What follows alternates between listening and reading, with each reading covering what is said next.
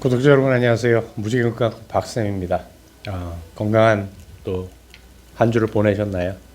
제 관심은 뭐 건강만은 아닙니다. 이번 주부터 이제 시작하기 전에 멘트 뭐 건강만 너무 몇 년째 물어보니까 뭐 답도 없는 메아리 같아서 이제 제가 책에서 읽은 좋은 문구들을 하나씩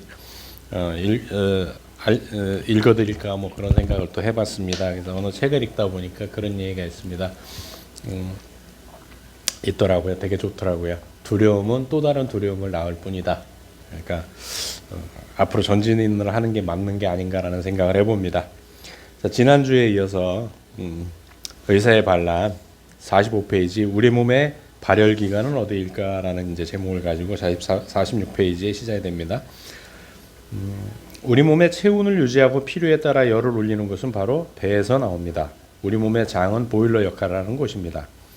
소화와 흡수를 위한 장의 움직임과 음식이 발효하면서 열이 발생해 체온이 올라가야 혈관이 열리고 혈관이 열려야 피가 통하는 것입니다. 바로 장에서 발생하는 열을 온몸으로 전달할 때 손과 발을 비롯한 전신에 혈액순환이 이어질 수 있습니다.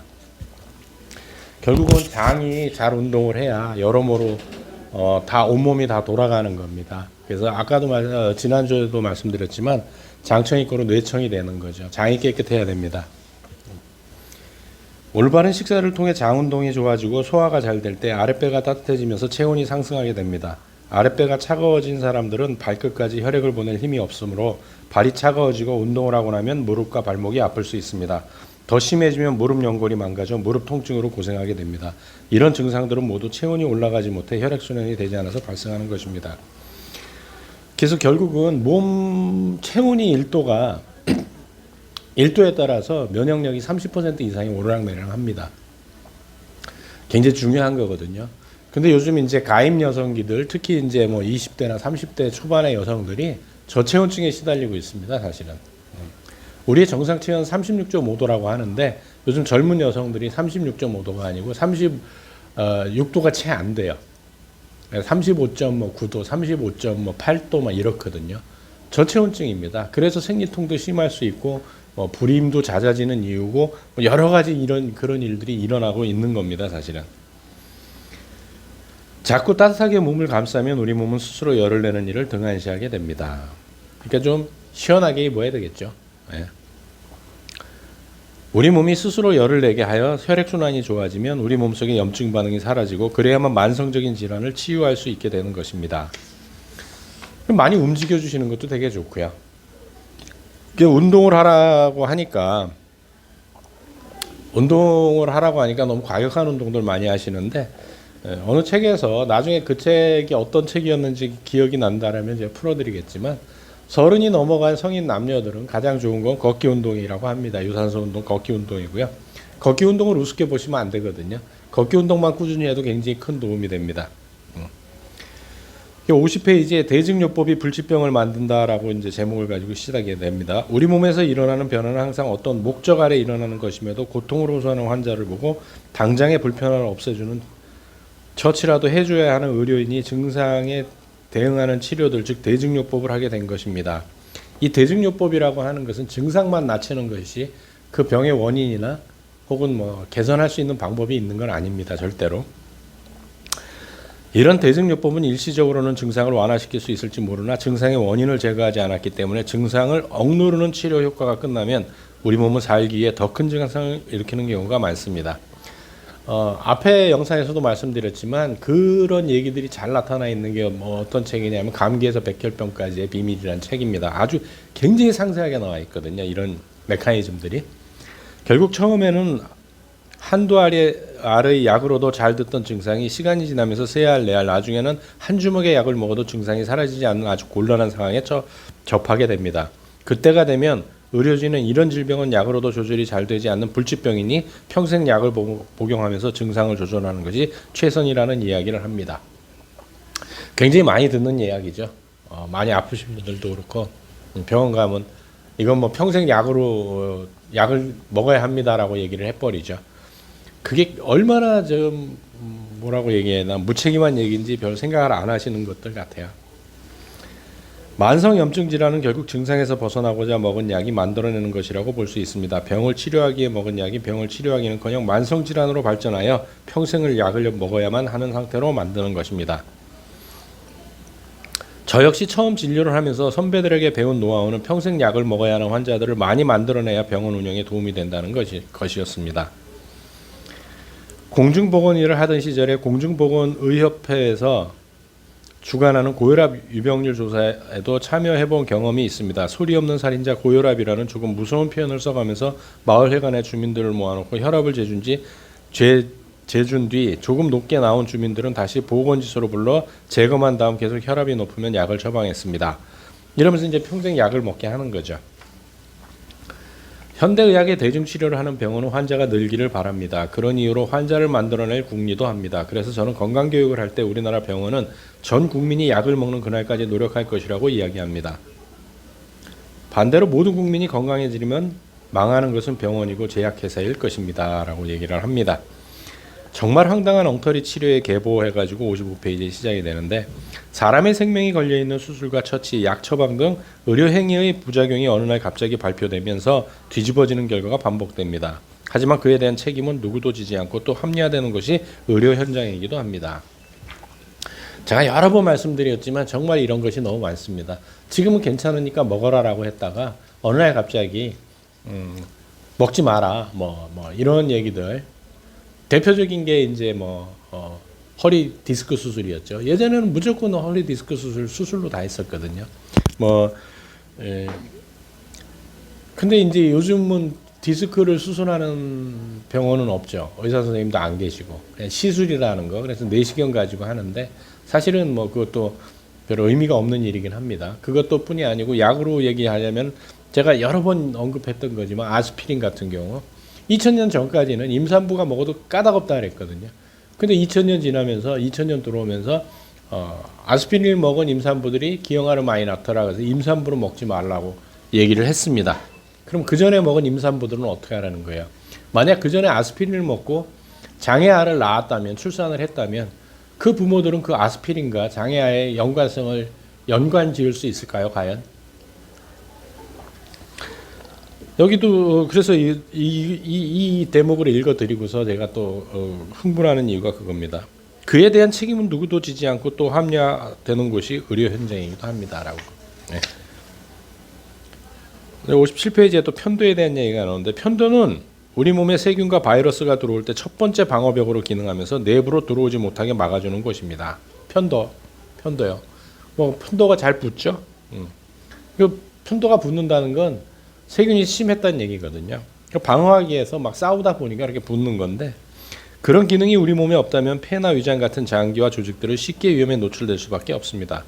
그리고 편도선은 붓고 아프고 열을 내게 함으로써 우리 몸의 면역 시스템을 가동시켜 더 위험한 상황으로 가는 것을 막아주는 매우 중요한 기능을 합니다. 다시 말하자면 지금 사용되는 현대의학적인 방법들은 적어도 30년 정도 지나야 인체에 미치는 영향을 알 수 있게 됩니다. 그래서 지금은 잘못된 길로 가고 있는지조차 알 수 없는 것입니다.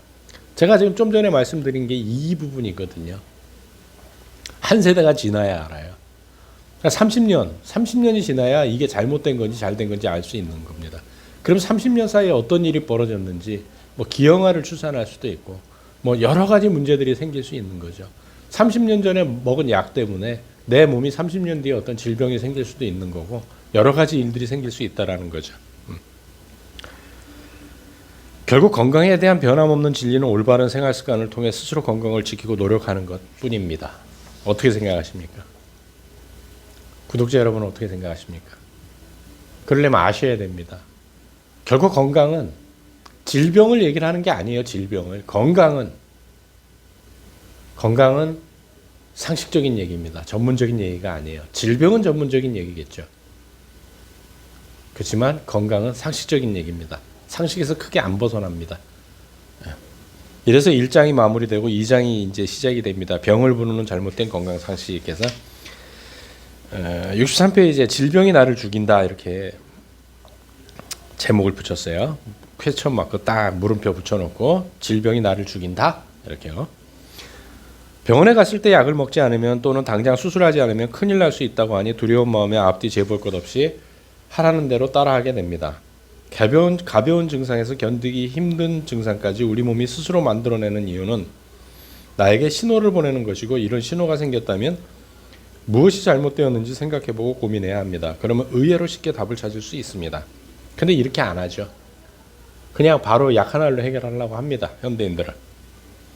매일 미스메디어를 통해 또는 주류 의학을 다루는 병의원에서 알려주는 건강상식들입니다. 만약 이런 정보가 올바른 것이었다면 우리 사회는 지금보다 훨씬 건강했어야 합니다. 그러나 시간이 흐를수록 환자는 많아지고 병원은 대형화되어 가고 건강보험공단에서 지불하는 의료비는 기하급수적으로 늘어만 가고 있습니다. 이런 사실로 비추어 볼 때 지금 우리가 알고 있는 건강상식들이 잘못된 것일지도 모른다고 의심해 보아야 합니다. 정말 의심해 보아야 합니다. 모든 게 그렇다라는 게 아니에요. 맹장이 터졌어요. 당장 병원 가야죠. 당연한 겁니다. 그런 급성에서는 당연히 병원을 가야 됩니다. 근데 만성적인 질병은 좀 다르게 생각을 해야 된답니다. 건강과 질병의 관계를 이해하는 것이 필요합니다. 건강과, 제가 지금 계속 분리해서 말씀드리잖아요. 건강과 질병은 다른 겁니다. 질병은 전문적인 거지만 제가 말씀드리고 지금까지 계속 동영상을 올리는 이유는 건강에 대해서 말씀을 드리는 거예요. 질병에 대해서 말씀드리는 게 아닙니다. 절대로. 여러분의 몸에서 일어나는 신호에 좀 더 귀를 기울여 보십시오. 그러면 어떻게 사는 것이 건강한 삶인지 여러분의 몸이 알려줄 것입니다. 본인의 일상에서 잘못된 습관을 벗어나기 위해 우리 몸이 일으킨 증상일 뿐이므로 무엇을 잘못하고 있었는지를 꼼꼼히 살펴보고 올바른 습관으로 바꾼다면 우리 몸은 정상으로 돌아오고 건강해질 수 있습니다. 우리 몸은 죽기 위해 변하는 것이 아니라 살기 위해 변하는 것입니다. 이 명언 아닙니까? 우리 몸은 죽기 위해 염증을 일으키는 것이 아니고 살기 위해 염증을 일으키는 거죠. 67페이지 수명이 늘어난다? 요즘 수명이 엄청 늘은 것처럼, 평균 수명이 늘은 것처럼 얘기를 하잖아요. 그거에 대한 얘기인데, 노년에 건강하게 지내기보다는 알아눕는 기간이 늘어나 삶의 질이 떨어진 채 연명하는 시간이 길어지는 것을 생각해 보면 수면 연장에 대한 총체적인 이해가 필요해 보입니다. 이게 이제 이 책이 나온 시기가 좀 그렇긴 해서 그런데 지금은 정말 내 줄기세포 가지고 내 장기를 만들어서 갈아 끼우면 정말 건강하게 오래 살 수도 있는 시대가 와긴 왔습니다. 음식을 장만하는 어머니가 맛있게 만들어 가족과 함께 하는 밥상이 유전적인 요소보다 더 강력하고 무서운 결정적인 요인이 되는 것입니다. 이 정말 정답이거든요. 그래서 제 동영상, 제 회원들, 구독자분들께서는 앞으로 가보십시오. 거기에 당신이 먹은 게 3대를 간다. 그 책에서 이런 내용들을 아주 자세히 풀어놓은 거거든요. 어머니에게 병이 있어도 그 자손이 생각을 바꾸고 올바른 식사를 하려고 노력하면 병이 사라지는 것을 볼 수 있습니다. 만약 정말 유전적인 요인에 의해 생긴 질병이라면 어떤 방법을 써도 치유되지 않아야 합니다. 당근이죠. 유전자 설계도 자체가 그렇게 되는데 그게 어떻게 치료가 되겠습니까? 그런 일은 절대 일어날 수가 없습니다. 질병의 원인은 바로 오랜 세월 함께했던 잘못된 식사에 있는 것입니다. 자, 가족력이라고 하죠. 부모님이 다 고혈압이면 자식도 고혈압이고 손자도 고혈압이고 그 집안은 대대로 고혈압이었다라고 얘기하는 거. 그래서 유전이다라고 얘기를 합니다. 그건 아니에요, 사실은. 같은 음식을 먹었기 때문에 같은 질병에 걸리는 겁니다. 예를 들어 부모님과 완전히 다른, 부모님이 건강한 식단을 유지하셨다면 그 식단을 이어받으면 좋죠. 근데 그렇지 않고 부모님들이, 할아버지 할머니들이 건강하지 않은 식단을 유지했다면 내 대에서 한번 식단을 완전히 바꿔보십시오. 그 질병은 안 생깁니다. 물론 100%는 아닙니다. 5% 이하입니다. 71페이지는 또 골고루 먹어야 한다? 이게 이제 잘못된 상식이라는 얘기죠. 72페이지에 보게 되면 성장이 빨라지는 아이들은 늘어나고 있습니다. 문제는 아이들의 키는 커지고 있지만 몸은 건강하지 못하다는 것입니다. 이거는 오래전 이 시대 때부터 계속 되어 온 얘기죠, 사실은. 요즘 젊은 친구들 보게 되면 저는 이제 60대니까 저 때는 제가 되게 큰 키였어요. 군대 갈 때 179, 지금 이제 좀 나이를 먹다 보니까 조금 줄어가고 177인데 저는 큰 키에 속했던 편입니다. 근데 요즘 제 조카만 해도 186이거든요. 뭐 진짜 뭐 제가 올려다 봐야 되죠. 근데 다들 그렇지 않습니까? 뭐 여학생들도 그렇고 남학생들도 그렇고 고등학생들도 아주 뭐 체격이 저희 때 성인 못지않게 아주 잘 자랐지만 컸지만 근력 면에서 건강한 면에서는 확연한 차이가 납니다. 동물성 식사는 우리 몸의 대사 과정에서 많은 노폐물을 만들어냅니다. 이렇게 만들어진 노폐물이 몸 밖으로 빠져나가지 못하면 억지로라도 배출시키기 위해 우리 몸은 노력하는데 이때 여러 증상이 나타납니다. 피부가 가렵고 빨갛게 부어오르면서 진물이 나고 설사를 하는 등의 염증만을 보이다가 심해지면 궤양으로 진행됩니다. 그래서 참 저희 때는 자라면서 사실은 고기는 먹기는 되게 어려웠던 음식 중에 하나였어요.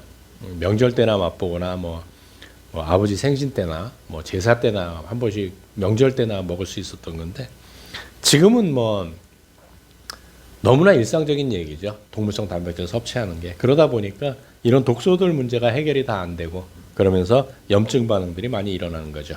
두 번째는 과도한 당분 섭취입니다. 제가 앞에서 또 말씀드렸지만 정말 내 건강을 위해서 딱 한 가지만 할 수 있다. 그러면 당분 섭취를 끊어라라고 말씀을 드렸었죠. 정말 당분은 위험합니다. 최근 늘어가는 진단명 중에 공황장애라는 병이 있는데 이 공황장애도 바로 저혈당증과 밀접한 연관이 있습니다. 과도한 당분 섭취는 소화흡수를 담당하는 장세포에 손상을 줍니다. 이는 주로 과일에 많이 들어있는 과당 때문에 일어나는 것으로 알려져 있는데 장누수 증후군과 같은 현상을 만듭니다. 그 결과 노폐물들이 체내로 들어와 온갖 질병을 만들기도 합니다. 라고 합니다. 76페이지에 빨리 힘을 내려면 달콤한 것을 먹어야 한다. 이것도 이제 잘못된 건강 상식이란 얘기죠. 설탕의 역사는 노예 제도와 함께하는 피해 역사인 셈이죠. 뭐 설탕만 그럽니까 사실은? 커피도 마찬가지고 뭐 다 지금 소위 말해서 전 세계에서 선진국이라고 하는 미국, 영국, 프랑스, 독일, 뭐 이탈리아, 뭐 할 것 없이 일본, 뭐 할 것 없이 전부 다른 나라에 침략을 해서 수탈을 해서 선진국이 된 나라들이죠 사실은. 대한민국이 위대한 것 중에 하나가 뭐냐면 식민지에서 벗어나서 선진국으로 진입했다라는 인류 역사에 처음 있는 유일무이한 첫 번째 나라가 대한민국이라는 나라라서 위대한 겁니다 사실은. 우리나라는 어디를 침탈해서 그 나라의 모든 인력과 자본을 재원들을 다 수탈해 가지고 나라를 부강하게 만든 나라가 아니잖아요. 과도한 설탕 섭취를 막기 위해 필요한 것이 좋은 소금입니다. 자, 소금 공부한 분들은 소금의 중요성을 다 이렇게 얘기를 합니다, 사실은. 하지만 자꾸 싱겁게 먹어야 한다는 주장 때문에 문제가 풀리지 않고 있습니다. 소금 없이는 아무리 좋은 음식을 먹어도 소화를 시키지 못해 에너지를 만드는데 문제가 있습니다. 좋은 음식을 먹어도 힘이 생기지 않다 보니 당분 섭취에 탐닉하게 됩니다. 그래서 아프다는 거죠. 자, 소금은 굉장히 중요한 성분입니다. 소금과 나트륨을 구분하지 못하시면 안 돼요. 건강과 질병을 구분 못하면 안 되듯이 소금과 나트륨은 구분하실 수 있어야 됩니다. 대형 서점에 가시면 꼭 대형 서점은 아니어도 좋습니다. 서점에 가시면 소금에 대한 책 되게 많습니다. 거기서 골라서 좀 한번 읽어보시길 바랍니다. 80페이지에 과일은 많이 먹어야 한다.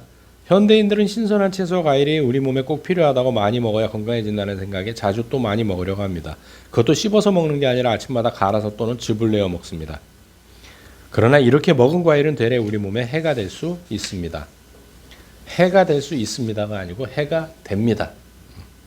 싱겁게 먹어야 된다. 이 얘기는 뭐 앞에서도 얘기했지만 싱겁게 먹으면 위험합니다. 소금이 없으면 우리 몸에서 소화하기 어렵습니다. 아무리 좋은 식자재를 가지고 음식을 만들어도 간을 맞추지 못하면 맛을 못 느끼게 되고 실제로 소화도 되지 않아 힘을 내기가 어렵습니다. 싱겁게 먹으면 나도 모르게 모르는 사이에 달게 먹게 되고 그럼으로써 많은 질병에 노출될 수 있습니다.